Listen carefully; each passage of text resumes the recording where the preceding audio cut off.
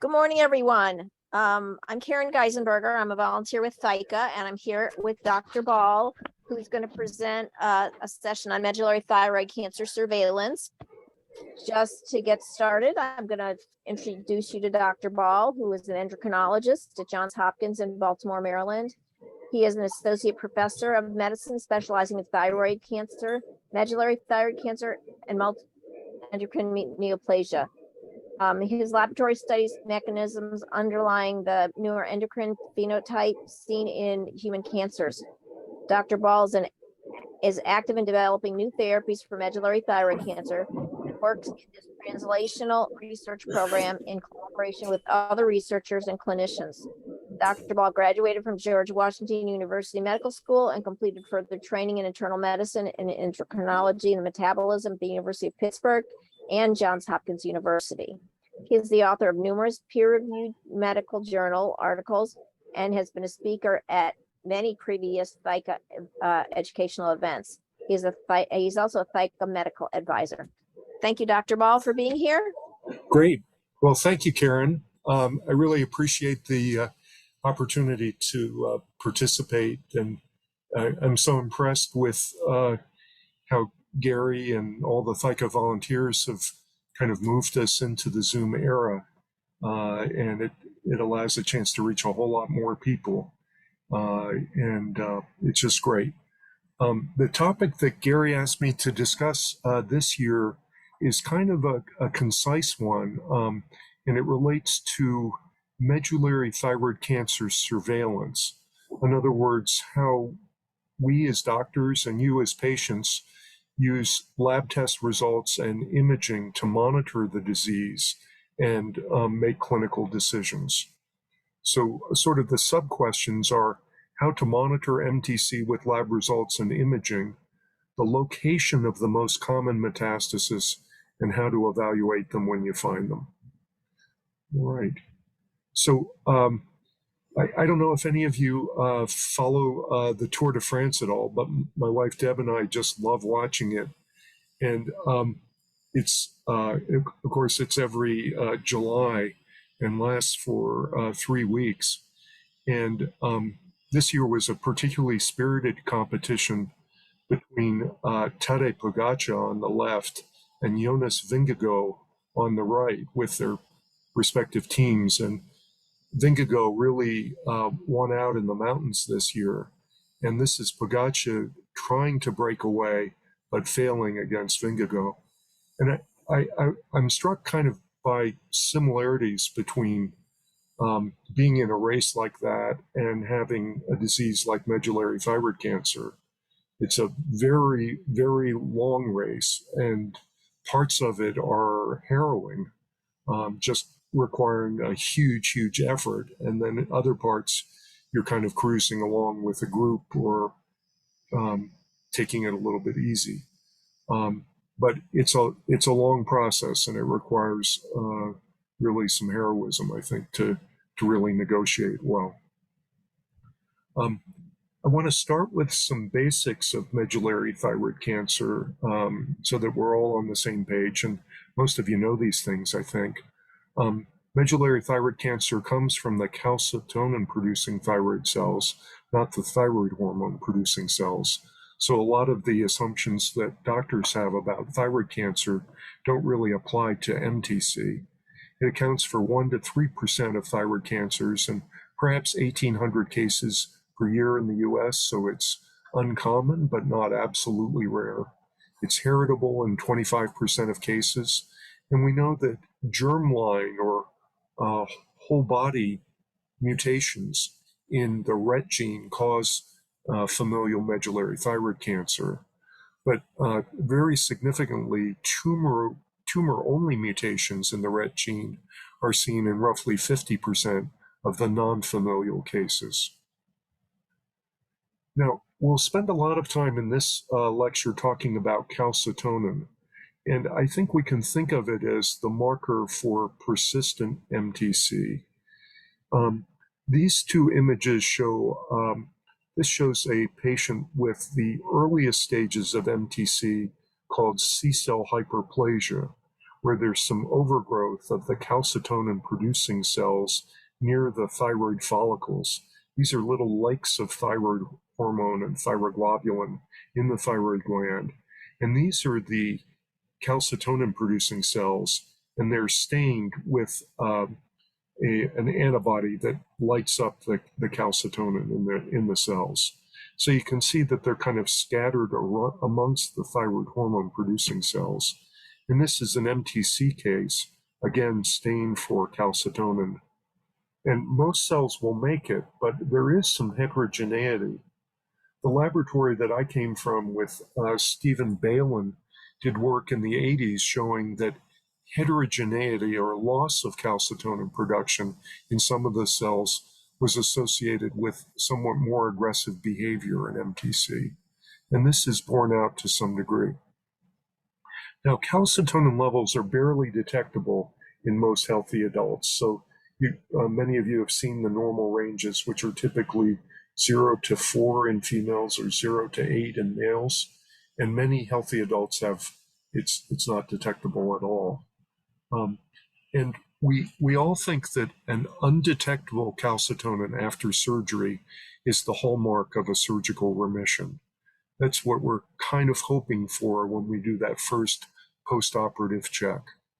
The disappearance rate of calcitonin may be prolonged, and it's a little surprising because the half-life of the protein in the blood is pretty short, perhaps 13 hours. But it really takes 6 to 8 weeks for the calcitonin to reach its nadir, its low point.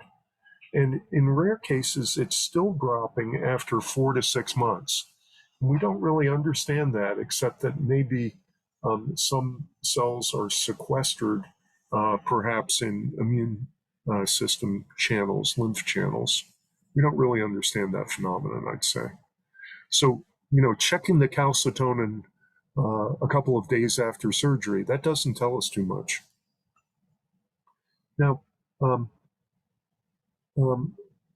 this is sort of an idealized case of the rate of calcitonin increase in a typical patient after surgery. And of course, typical is with quote marks because nobody is really this way.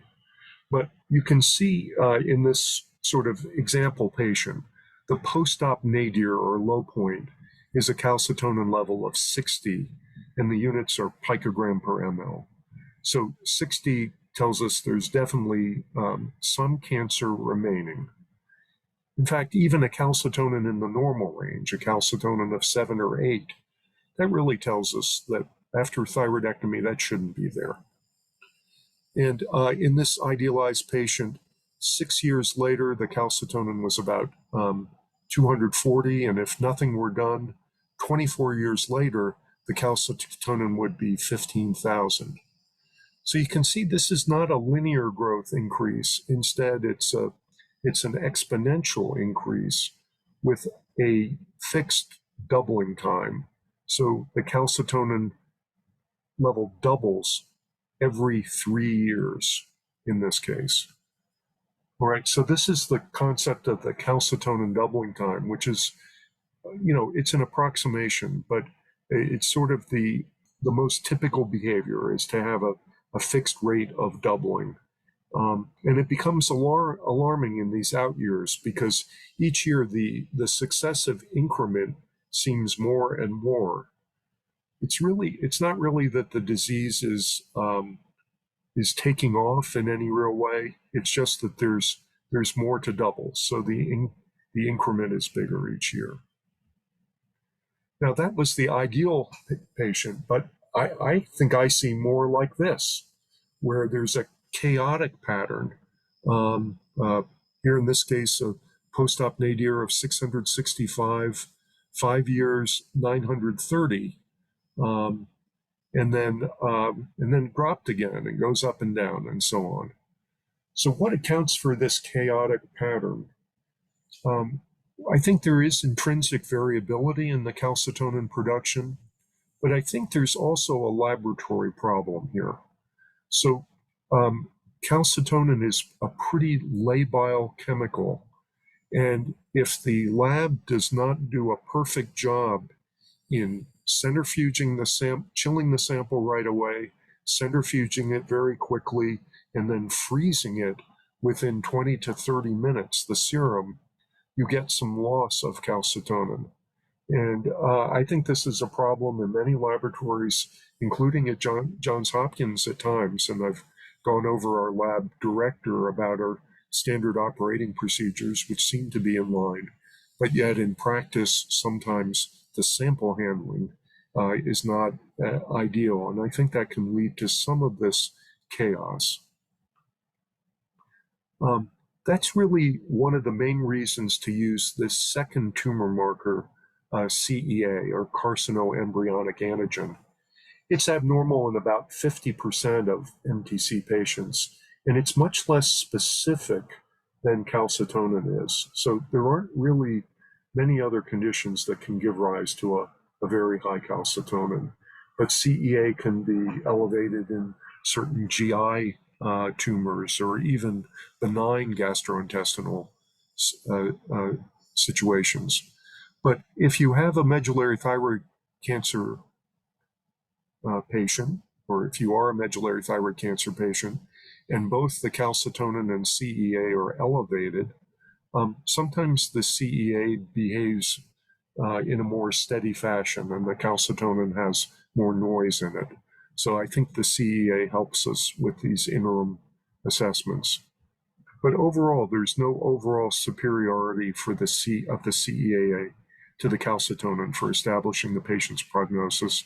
As I said, it helps as a backup when calcitonin values are chaotic. And this one situation where there's a rapid doubling of CEA and a flat calcitonin, that may herald a poor prognosis. And I think that gets back to that early observation from my lab colleague, Dr. Balin, that loss of calcitonin production in the tumors can actually be bad.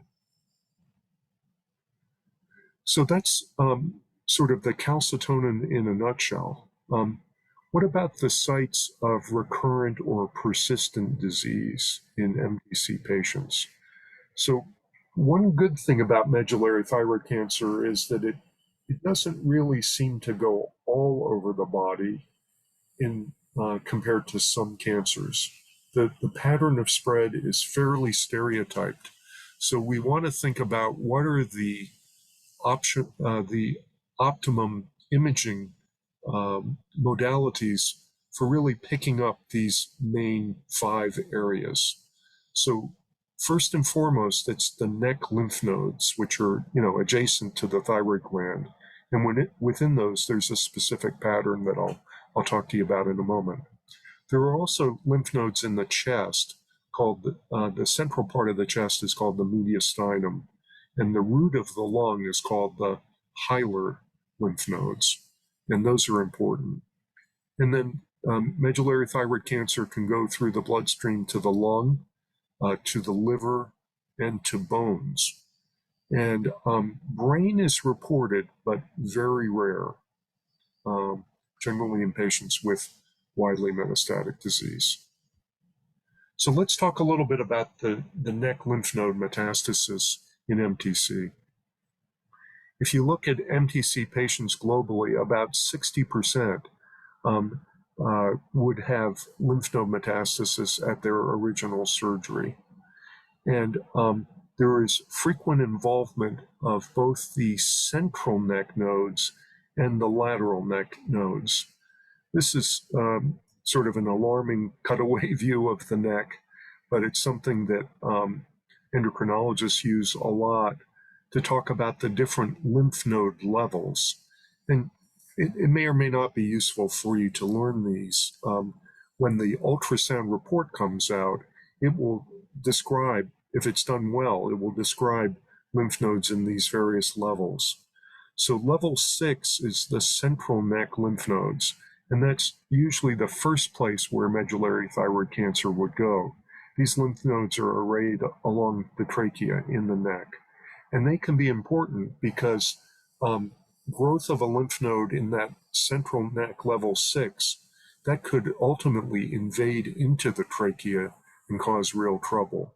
So we tend to have perhaps a quicker threshold for considering reoperation for serious lymph nodes in level 6, as opposed to more lateral lymph nodes in the neck. Sorry. These are the anterior cervical lymph nodes, levels 2, 3, 4, going down around the jugular vein and the carotid artery. And medullary thyroid cancer likes to go to these levels as well. It would typically be on the same side as the original tumor. So when you're looking, we all, as patients, we're all looking at these reports now, because in the electronic medical record, they come back to us before they come back to our doctors. So we, we have the challenge to interpret these. Lymph nodes that are on the same side as the original tumor are more likely to be involved than lymph nodes that are contralateral on the opposite side. And also, there was a strong correlation between central neck lymph nodes on one side and the lateral neck lymph nodes on the same side. Contralateral involvement is seen in roughly 25% of cases, but it's usually patients with extensive disease, and it might be, they have 30 lymph nodes on the same side, the ipsilateral side, and 1 lymph node on the contralateral side. Surgeons that are experienced in MTC always aim for a comprehensive compartment-oriented surgery rather than berry picking. So the central neck on each side is considered a compartment, and levels 2, 3, 4, and maybe 5 would be considered the lateral neck compartment.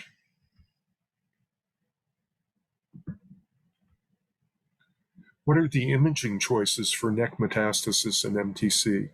Well, at the top of the list is high-resolution neck ultrasound, often with an ultrasound-guided biopsy to verify a suspicious lymph node is medullary thyroid cancer. But CT and MRI are complementary, and these can help out with deep lymph node structures that aren't seen by the ultrasound. So the ultrasound is especially good at those levels that I just showed you, but sometimes there are deep lymph nodes, like behind the throat, the retropharyngeal lymph nodes, that can't be seen at all on neck ultrasound. This is an image that illustrates some high suspicion ultrasound features for a lymph node. So if it has a round rather than elongated shape, if there is absence of what's called a fatty hilum, which is a kind of a bright line at the root of the lymph node, and as shown here, if there are coarse calcifications, those are all high suspicion features, and might prompt biopsy confirmation if surgery is a possibility.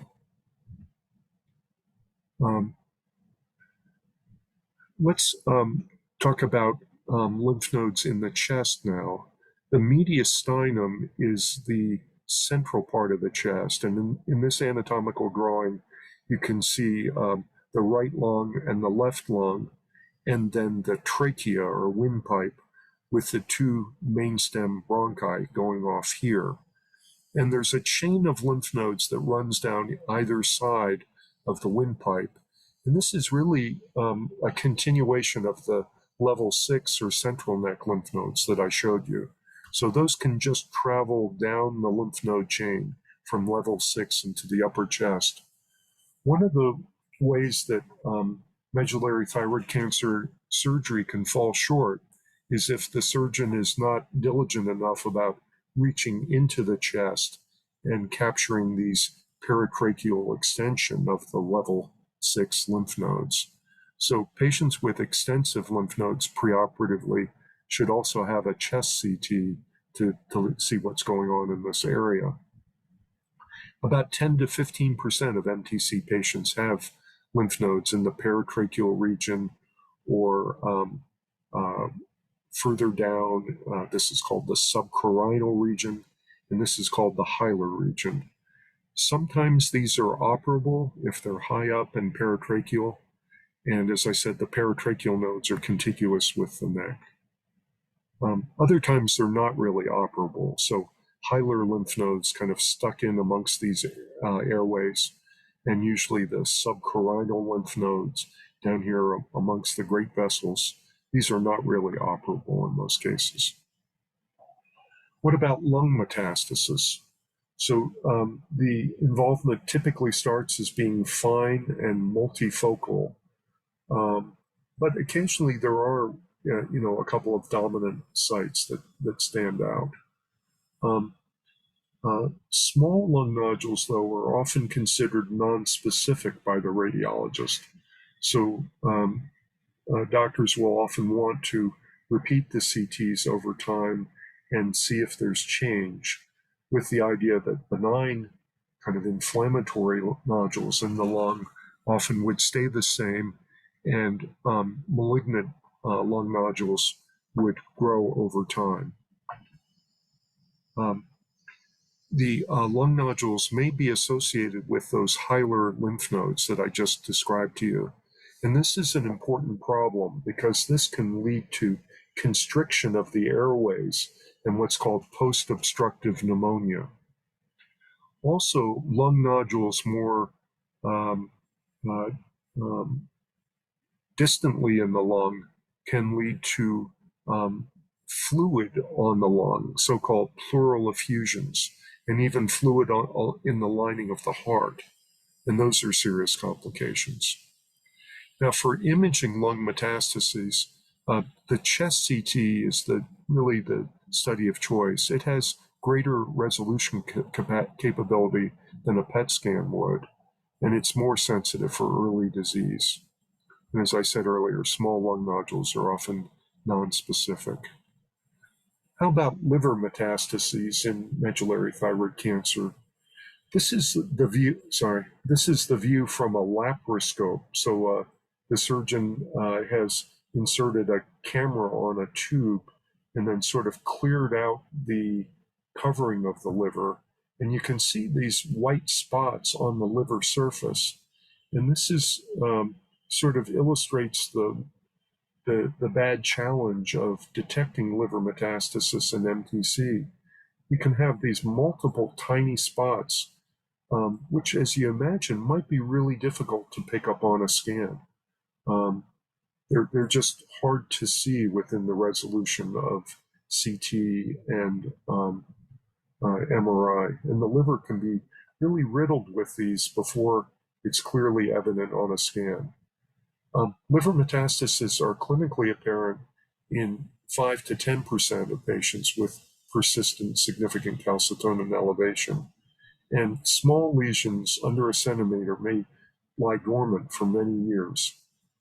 I think that unrecognized liver metastases are a major factor in the failure to normalize calcitonin after neck surgery.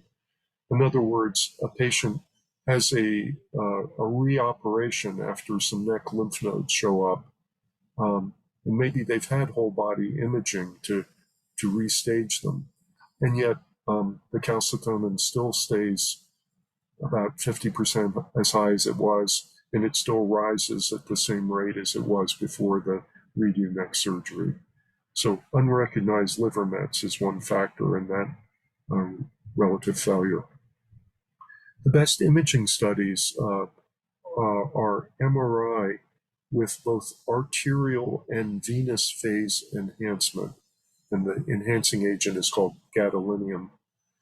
It's nearly as good to use CT scanning, but again, we need the arterial phase enhancement. And what I mean by arterial phase enhancement is when the radiology tech squirts in the contrast in the patient's vein, they have to capture images very rapidly, really within 15 or 20 seconds after that squirt. So it requires some coordination of the radiology team. That's because the liver metastases have kind of a flush and light up very quickly, and then the contrast can leave. And on a conventional venous phase, later enhancement, the liver metastasis may actually be less bright than the surrounding liver and be confusing. So it's pretty common for liver metastases to be confused with benign liver entities, such as hemangiomas, which are blood vessel malformations, and cysts, which are just little benign fluid collections. So it's a major challenge for liver, for imaging of the liver in MTC. How about bone metastasis? The overall sort of global clinical prevalence of bone mets is 5 to 10%.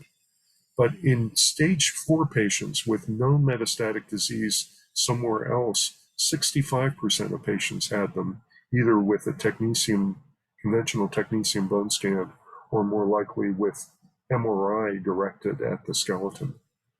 So MRI is really the best for evaluating suspected bone mets, especially involving the spine and pelvis. But any of you who have been through this, a whole spinal column MRI, from the skull down to the pelvis, that's, an hour and a half or 2 hours that are pretty rough to spend in the MRI scanner. So it's not really something that you want to go through every year. Gallium dotatate PET CT is good for screening the whole body for bone metastasis. This is a newer form of PET CT. The brand name for it is NetSpot. And some patients with very high calcitonin levels and negative studies with CT or MRI of the liver may have a pattern where they have kind of diffuse bone involvement that can be picked up by the gallium dotatate PET CT. So that's sort of the nuts and bolts of where medullary thyroid cancer can go in the body, a little bit about the behavior of calcitonin, and the imaging modalities that are available to us. So now I want to sort of put it all together and discuss surveillance issues in early stage and also in advanced MTC. And of course, I think as ThyCa members, you guys know that these diseases are heterogeneous and that people are coming in, at different stages. Some people are, they may be surgically cured and under surveillance, or they may have minimal residual disease and are wondering if it's going to turn into something more serious, or it may already be really serious. So, people are coming at it at different stages. So I'm going to try to break down this discussion into early stage disease and advanced MTC. So some of the common questions for patients and physicians with early stage disease is, am I in remission? And if so, how likely is a recurrence? And how closely do I need to follow the cancer? A second question, if there's persistent disease, how well does the degree of calcitonin elevation correlate with the amount of cancer that's in me or that's detectable on scans? And then, does my rate of calcitonin or CEA rise predict significant problems? So again, these are sort of issues relating to early stage disease. We'll get to the advanced issues a little bit later in the talk. So when we're thinking about what we mean by early and advanced stage disease, we can go to the TNM tumor staging, and M stands for tumor, nodes, and metastasis. And this staging is done really at the time of or after the first surgery, and looking at the pathology report and incorporating what one knows about imaging at that point for distant metastasis. So stage 1 is a small tumor less than 2 centimeters, no lymph nodes known to be involved, and no distant metastasis. Stage 2 is similar, but a tumor greater than 2 centimeters. Stage 3, really any size, but central compartment lymph nodes, Stage 4A, again, central compartment lymph nodes, but a locally invasive tumor, or perhaps not necessarily invasion, but lateral compartment lymph nodes.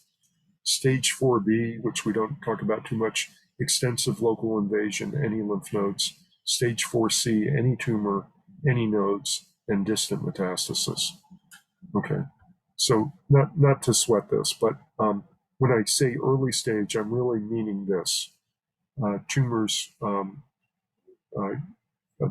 any size, but no lymph nodes at the surgery and no known metastasis.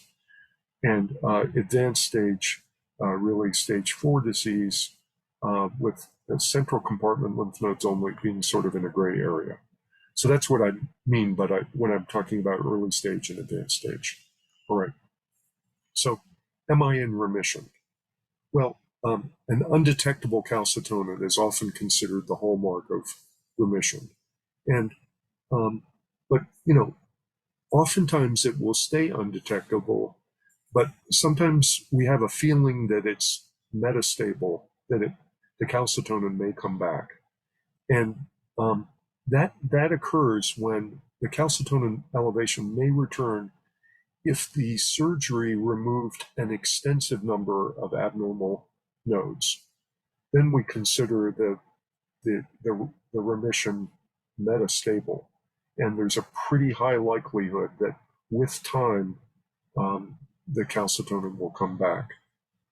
Now, on the other hand, if the calcitonin remains undetectable and the patient is node negative from the start, late recurrences are really rare. So, we continue to check the calcitonin every year, but we fully expect it to stay undetectable. And this is kind of an important point that not all doctors really know. There's really no role for imaging if the calcitonin level is undetectable, except for the extremely rare cases of calcitonin negative medullary thyroid cancer. And there are probably under 200 reported cases of calcitonin negative medullary thyroid cancer in the whole English medical literature. And in my personal experience, I think I've seen 3. So it's really very rare. And I don't think everybody who has an undetectable calcitonin needs ongoing imaging to make sure they're not one of those kind of case report level patients. Now, there's a large German study that gives us, I think, good data to understand the chances of remission. And these investigators, Machens and Drala, they did something that's not really recommended, but it created useful research. So they were a referral center in Germany for medullary thyroid cancer. So they got cases from a population of 80 million people. And they did thyroidectomy and full neck dissections in this study on 224 patients. And by full, I mean really cleaning out all the lymph nodes, the central neck, level 6, and the lateral neck. So it gives us a pretty good natural history, including what degree of lymph node involvement is compatible with remission. And what they found was that rates of biochemical remission fell with the rising pre-op calcitonin, even in node-negative patients. They found that lymph node metastasis started emerging at calcitonin levels as low as 40, and that node-positive patients usually did not achieve remission when their pre-op calcitonin was greater than 3,000. We've seen a few exceptions to that in our Hopkins patients, but not much. Distant metastasis and extrathyroidal growth, aggressive local invasion, started emerging with calcitonin levels, pre-op ones of 150 to 400. And then a related question is, how well does the degree of calcitonin elevation correlate with the amount of detectable medullary thyroid cancer, right? So We don't really know this that well in the postoperative setting, but we can draw some analogies from the preoperative data of Machen and Drala. So this is different categories of pre-op calcitonin, and this again is 268 patients. So when the calcitonin, so this sort of gives you an idea of, how much tumor is needed to make a certain amount of calcitonin. That's really what we're talking about here. So this low calcitonin of 10 to 20, the average tumor size was 3.3 millimeters, so really microscopic tumor. And you can see, and so on, calcitonin 100 to 200, average tumor size still under a centimeter, 500 to 1,000, about 2 centimeters, and 2,000 to 10,000, close to 3 centimeters. But, these are the averages, and it marches up pretty neatly. But there's a pretty broad range. So, the smallest was 1 millimeter, the largest 8 millimeters. And for these calcitonins in the 500 to 1,000 range, the largest 1.5 millimeters, the largest 7 centimeters. So you can see that there's sort of averages that we can understand, but then there's variability around those averages. And the same sort of thing relates to the number of lymph nodes involved. So in pre-op cases where the calcitonin was under 20, they never saw any lymph nodes. It was infrequent for calcitonins under 100, but the average patient with a calcitonin of 100 to 200 did have lymph node involvement. Although the range you can see is 0 to 17. It's it's variable, and so on. And you can see the post-op remission percentages. They had a good record when the calcitonin was up to about 100, and then it started tailing off. And maybe some of you might have questions about this issue that I hope Karen is sort of collecting, because this is a busy slide, but I think there's a lot of experience and value kind of tucked away in this, both in terms of these equivalencies for the average, but also the variability across the average. All right. Here's a question. Does my rate of calcitonin or CEA rise predict significant problems? So there's a valuable French study from Barbet et al. That dates from the pre-tyrosine kinase era. So, before Caprelsa, before Retevmo. These are basically all the MTC patients in France, and patients that had a calcitonin doubling time greater than 2 years. They had an excellent survival. So this is like a Kaplan-Meier plot, 100% surviving up to 30 years out. So, slowly growing MTC does well. Patients with doubling times under 6 months, on the other hand, they had increased mortality. Again, this is in the pre-TKI era, so I think we're doing better. But in this kind of natural history setting, the average patient passed away in about 2.5 years. In most patients, the doubling time can be estimated after about 2 to 3 years of follow-up. So I always find it useful to check the calcitonin every 3 to 4 months in the first post-op year to estimate the doubling time. And it tends to hold true, but with the caveat that calcitonin levels can be chaotic. In general, the CEA doubling time tends to be a flatter curve than the calcitonin curve. Okay, here's some surveillance issues in advanced MTC. My calcitonin is high, but scans are negative. Where is it coming from? Or my calcitonin is high and scans show persistent disease in the neck. Does the observed disease in the neck account for the high calcitonin, and is more surgery a good idea? Or my calcitonin is high and scans show lung mets. What sites might we be missing?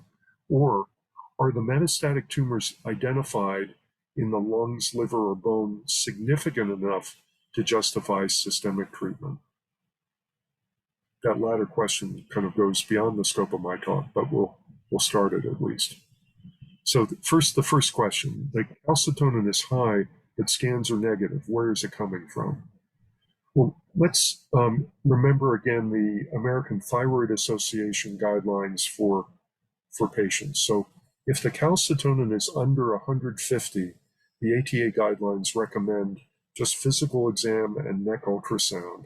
And sort of implicit in that is that it's pretty futile to look with a net spot PET CT or even CTs of the neck, chest, abdomen, and pelvis, because they're just, in the vast majority of cases, going to be negative. If the calcitonin is greater than 150, then the ATA recommends neck ultrasound, CT chest, MRI focusing on the liver, and bone imaging. But still, despite using kind of optimized scanning, these scans are often negative in patients with calcitonin levels under 1,000. I've told you before that with routine imaging, including neck ultrasound or CT and CT of the chest, abdomen, and pelvis, the trickiest sites to image are the liver and bone. We want arterial phase imaging for the liver, and a lot of inexperienced radiology facilities would not do that. And for bone, we want MRI of the spines or the dotatate PET CT. Those are the most effective. The calcitonin is high and scans show persistent disease in the neck. Does the observed disease in the neck account for the high calcitonin? And is more surgery a good idea? So this is a complex question. I think we should refer back to that Machen's 2010 figure or table. If the calcitonin is significantly higher than the average values for a given tumor size, then I think we should maybe suspect additional unseen metastasis. And it's usually a good idea to have restaging body scans prior to undergoing a neck reoperation. The concept being that it's not really a great idea to focus on removing lateral neck lymph nodes if there are detectable liver metastases, for example. You might not want to do that. And I sort of came to this way of thinking through, kind of hard-won experience, including, some patients in the early days who didn't do so well and had 6 or 7 neck dissections, trying to chip away at disease. And I really think that, that particular patient might have done just as well with, maybe 2 neck operations and then systemic therapy once it became available. So think about that that table. We'll just go back to that quickly. Is the calcitonin higher than these tumor sizes would make you think? And if that's the case, then it's a good idea to undergo restaging imaging. Okay. Restaging imaging, a good idea prior to undergoing a neck operation. Now, I'm not really going to get in the issue of, in detail, of is more surgery a good idea, other than to say that if that's the only identifiable disease, then it's worth thinking about. But of course, the morbidity of a redo neck operation can sometimes be significant in terms of side effects. And one needs to just think about that carefully with the endocrinologist and the surgeon. Okay, my calcitonin is high and scans show lung mets. What might they be missing? I'm sort of beating the drum over and over, but it's pretty easy to miss early liver mets and bone mets. Consider arterial phase MRI for the liver and bone MRI or the dotatate PET if it's important to know. Um, Sometimes you don't necessarily need to know that, but if it's important, then look harder. Are the Dr. metastatic? Ball, Dr. Ball, we have 9 minutes left. Okay, I think I can finish. Thank you. Um, are the metastatic tumors identified in the lungs, liver, or bones significant enough to justify systemic treatment? This is the most important question for many patients with advanced MTC. And uh, I think it goes beyond the scope of this talk, but we consider the various risk factors, the calcitonin doubling time, and the absolute level of the calcitonin, the burden of identified disease, and the presence of a tumoral RET mutation. We know that the RET M918T mutation confers a worse prognosis in the absence of drug therapy, but better responses to the drugs compared to mutation-negative patients. And we want to consider the rate of change of the metastasis, especially, or whether the disease is symptomatic, and are there high-risk sites involved. And these are some examples of high-risk metastatic sites that might prompt earlier treatment. So one example is large lymph nodes in the lung hilum, shown here. These can lead to airway obstruction. Pleural-based lung metastasis. These can lead to fluid on the lung or pleural effusions. Or bone metastasis at risk for vertebral body collapse or fracture of a weight-bearing bone like the femur here. So I'll finish with some key points to remember. The calcitonin levels correlate roughly with the amount of disease, but the rate of change can be more important than the absolute amount. We use calcitonin and CEA as a pointer really to guide the intensity of imaging. And treatment decisions are ultimately based on imaging findings more than the tumor markers alone. And I'll close at that point. It's the winner of the Tour de France this year and his young daughter. And we can take a few questions now. Okay, so the first question is from an anonymous attendee, how many lymph nodes are in this central neck compartment? Good question.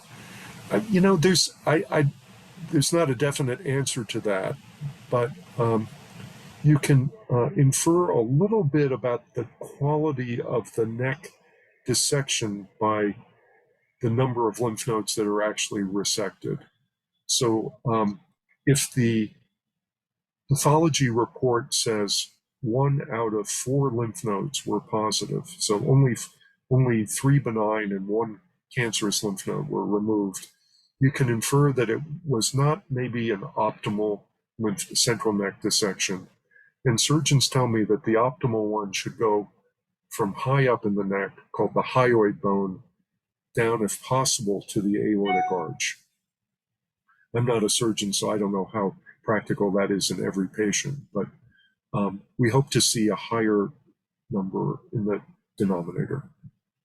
The next question I have is, what does tumor-only mutations mean? Oh, yeah. Okay. Yeah, this is always a point of potential confusion. So there are 2 kinds of mutations in the RET gene that we're dealing with.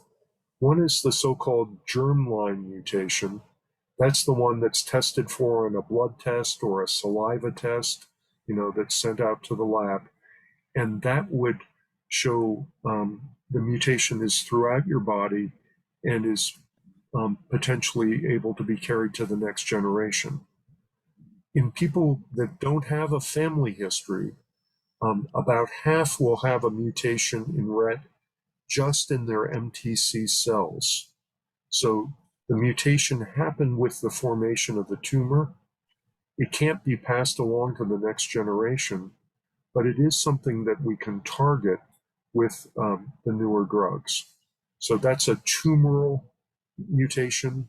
I said tumor only, but tumoral is another term for it, or somatic is another term. That's a little more confusing. But it's the alternative is a germline mutation, which means it's all over the body and can be passed on.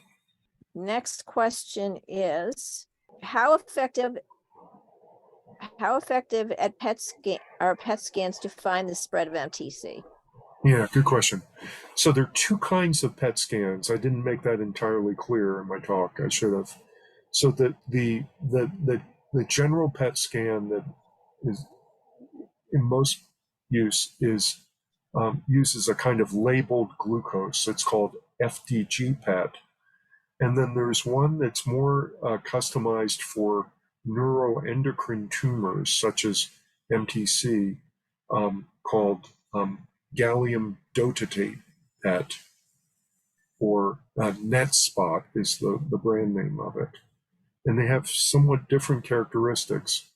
Really, the FDG PET, it's not really the preferred imaging modality for any of those sites in the body that I told you about, the neck, chest, liver, or bone. It's not the best in any of those. So we usually don't order that. The NetSpot, or the gallium dotatate, the newer PET scan for neuroendocrine tumors, there was a lot of promise when this was first released, and I'd say that it's been somewhat disappointing in application, but where it's really helpful is giving a whole body bone image, where it's been shown to be better than the conventional bone scan, the technetium bone scan. So maybe the person would have a follow-up question to that. I'm not sure I addressed everything they had in mind, but that's at least the start to the answer. Okay, so the next questions. I have PET scan planned at the end of the month. My calcitonin was 350, doubled in a year, and CEA of 9. At present, in 4 levels, a total 6 suspicious spots in my neck, 2 confirmed MTC disease. Largest one is 11 millimeters. Would you say a PET CT is recommended next step? Okay, so if I understand it right, there is confirmed disease in the neck, and I'm hoping that means even by a biopsy. Let's just say, for the purpose of argument, that that's the case. That neck persistent disease has been confirmed, and the doctor is proposing a restaging, which I think is appropriate. That calcitonin level of 350. Let's just go back to that paper that I like, and look at sort of what sort of disease burden a calcitonin of 350.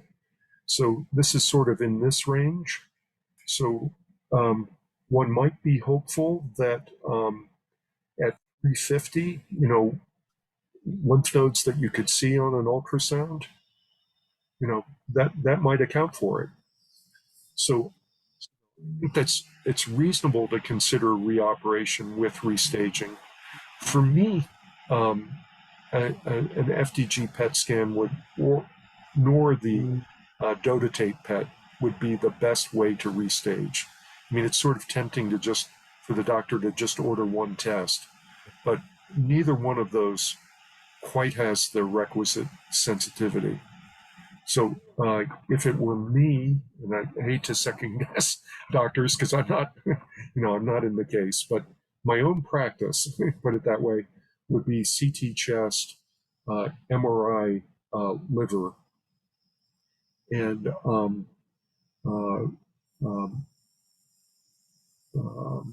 it's a little hard to say bone imaging, because that's a big deal, the MRI of the whole spine.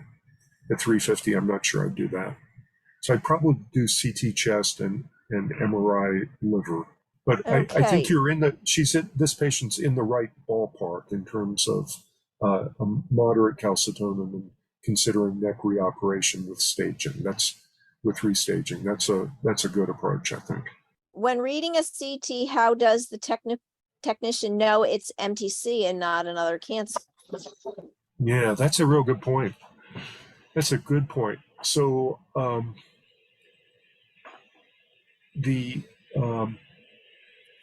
think that it's not really the technician, or sometimes not even the radiologist. I mean, it's sort of because the radiologist may not know that much about the case, like what the patient has been through up until that point, and how high the calcitonin level is. So, when we're, interpreting radiology findings, those have to be taken into account. If the calcitonin is low and there's a lot of stuff on scans, it could be something else. Also, if the pattern is different from that kind of classic MTC pattern that I alluded to, then we think it might be something else. And we might want to do a CT guided biopsy to see if it really is MTC. I've been fooled by a benign condition called sarcoidosis, which causes a lot of those lymph node areas that I described to balloon up. And I've mistaken that for metastatic MTC. So, yeah, doctors have to really have their wits about them in interpreting scan findings. But, in the typical patient where, the calcitonin is marching up and scan findings are increasing and the pattern is similar to what goes along with MTC, then you don't sort of have to biopsy every time to be sure that it is MTC.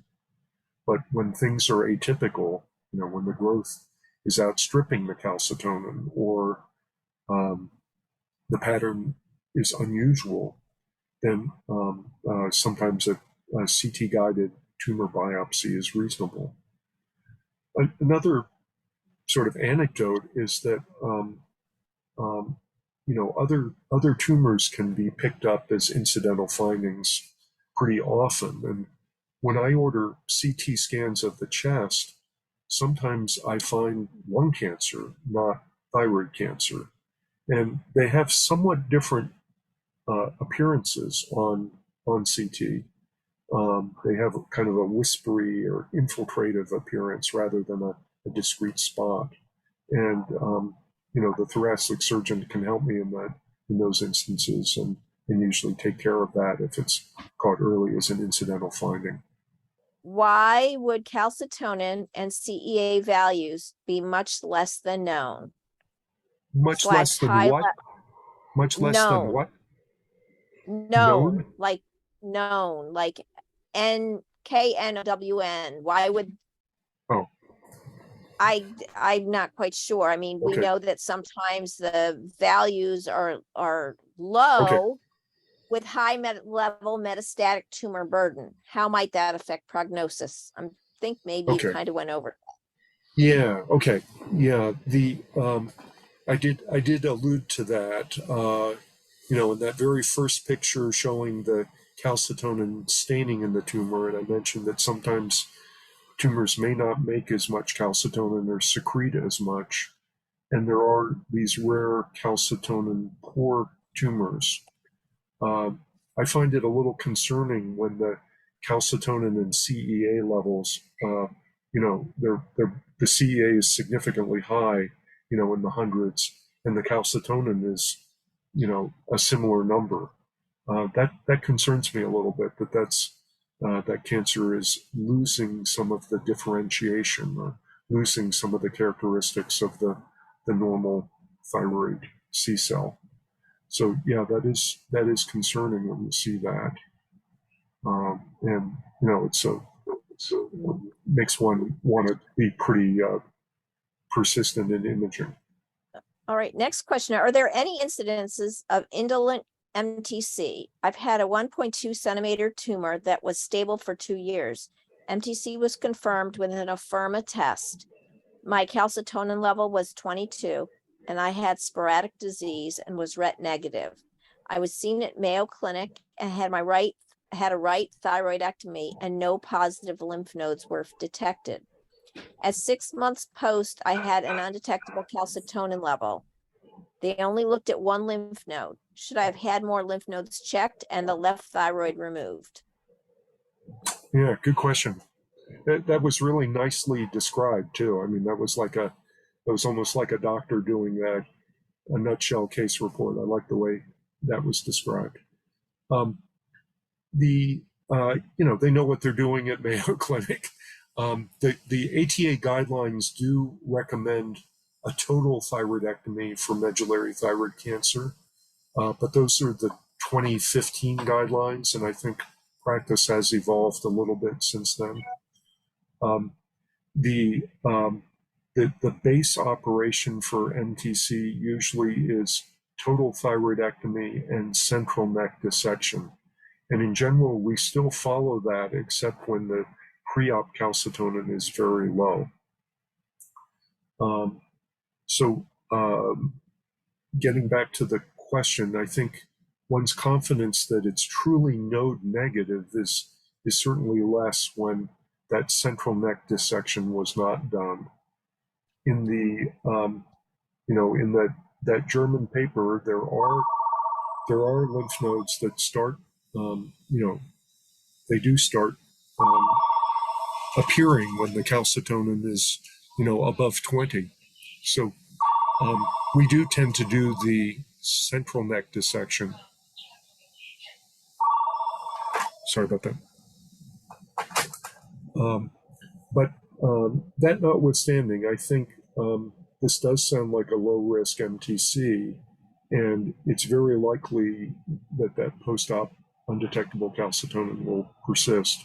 You'd have a little bit higher confidence going in if the central neck dissection had been negative, but it's not reason to go back in and do more neck surgery. The other thing that's worth mentioning, I think, is that there's, I think, a pretty strong consensus now that it's not really worthwhile doing follow-up neck ultrasounds if the calcitonin post-op is undetectable. The calcitonin is so sensitive that it would almost always pick up something before the neck ultrasound were positive. So it would really, the neck ultrasound would just sort of give you confusing false positive findings if the calcitonin's undetectable. I had a 3.9 centimeter tumor, but low calcitonin of 157. Now 2 years post-op, have 6-month doubling time. Does that indicate more aggressive disease potentially? So far, no mets seen on imaging. Yeah, this brings up a good point. That this is when that doubling time is really helpful, is sort of in the first year when scans aren't showing that much. And yeah, 6-month doubling time is concerning in this setting. And I think it's worth being careful with the scans. Might also be a good idea to get a RET gene analysis on the tumor, for one of those tumoral mutations to bank that information. So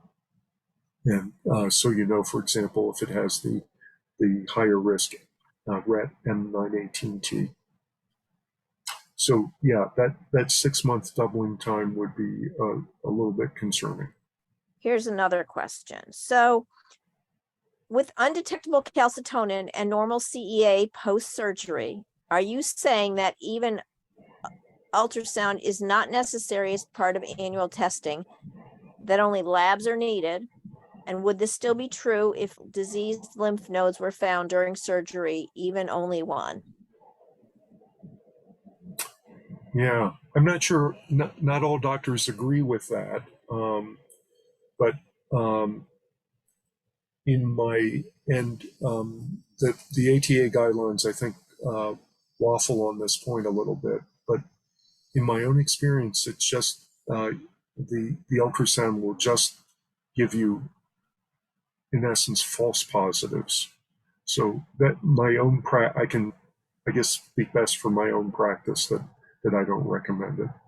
But I recognize there's some doctors that would still order it. You certainly don't want to go crazy with CT scans and PET scans in that situation. I mean, ultrasound is relatively inexpensive and no toxicity, so it's not a bad test. But I think it might lead to false positives. Okay, well, thank you very much, Dr. Ball. Great. Thanks, Anyway, everybody.